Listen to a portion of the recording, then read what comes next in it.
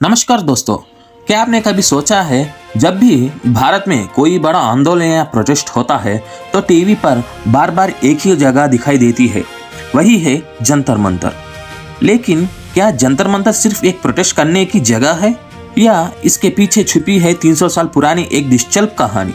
आखिर एक वैज्ञानिक वेधशाला भारत के लोकतंत्र की आवाज का सबसे बड़ा प्रतीक कैसे बन गई?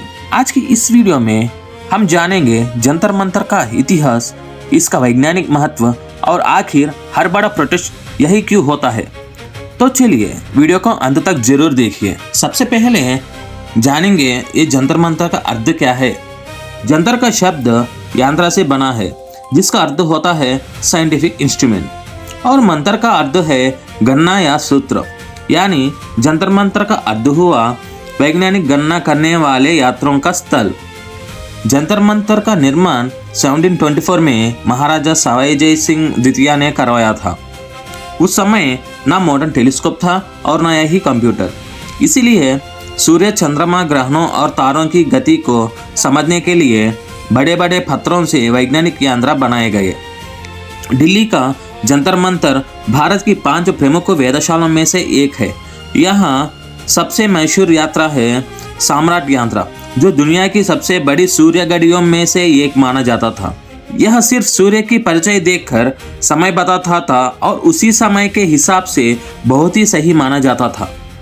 सोचिए, लगभग 300 साल पहले इतनी अद्भुत वैज्ञानिक सोच।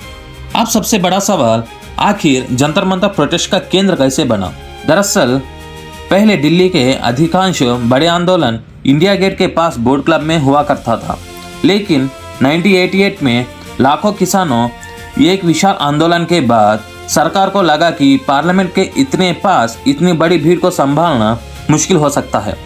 इसके बाद बोट क्लब पर बड़े प्रोटेस्ट की अनुमति धीरे धीरे सीमित कर दी गई।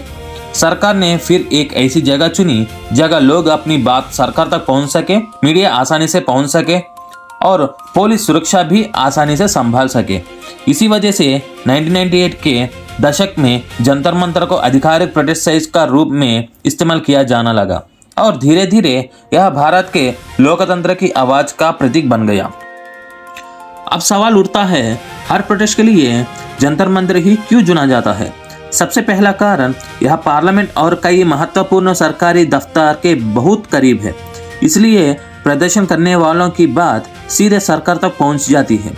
दूसरा कारण, यह मीडिया आसान से पहुंच जाती है। टीवी चैनल्स और रिपोर्टर्स कुछ ही मिनट्स में लाइव कवरेज शुरू कर देते हैं। तीसरा कारण, पुलिस के लिए सुरक्षा व्यवस्था संभालना आसान हो सकता है। और सबसे महत्वपूर्ण बात यही है कि भारत का संविधान हर नागरिक को शांतिपूर्ण तरीकों से अपनी बात रहने का अधिकार देता है। इसीलिए दिल्ली पुलिस की अनुमति लेकर लोग यहाँ अपनी मांगे रहते हैं, लेकिन बिना परमिशन यह हिंसा की हिज्जती नहीं होती। जंतर मंतर ने भारत के कई ऐतिहासिक आंदोलन को देखा है। साल 2011 में अन्ना हजारे ने भ्रष्टाचार के खिलाफ जनपाल आंदोलन यही से शुरू किया। यह आंदोलन पूरे देश में फैल गया और लाखों लोग ने इसमें जुड़े लगे। साल 2017 में तमिलनाडु के किसानों ने कर्ज माफी और राहत की मांग को लेकर यह लंबा धरना किया। 2019 में सिटीजनशिप अमेंडमेंट एक्ट यानी सीएए को लेकर भी कई प्रदर्शन हुए और 2023 में भारत के मशहूर पहलवानों ने न्याय की मांग को लेकर जंतर मंतर पर धरना किया। इन सभी आंदोलन ने जंतर मंतर को भारत के सबसे प्रसिद्ध प्रोटेस्ट स्थलों में से शामिल कर दिया। तो दोस्तों, जंतर मंतर सिर्फ एक पुरानी इमारत या टूरिस्ट प्लेस नहीं है, यह भारत के विज्ञान, इतिहास और लोकतंत्र का एक अनोखा संगम है। एक समय था जब यह सूर्य और तारों की गति को मापा जाता था, लेकिन और आज यह आम लोग अपनी आवाज़ सरकार तक पहुंचने की कोशिश करते हैं। इसीलिए जंतर मंतर को भारत के लोकतंत्र की एक मजबूत पहचान माना जाता है। अगर आपको यह वीडियो पसंद आई तो वीडियो को लाइक कीजिए, शेयर करिए और हमारे चैनल को सब्सक्राइब करना मत भूलिए। मिलते हैं अगले वीडियो में और एक और रोमांचक और ज्ञानवर्धक कहानी के साथ। धन्यवाद। जय हिंद।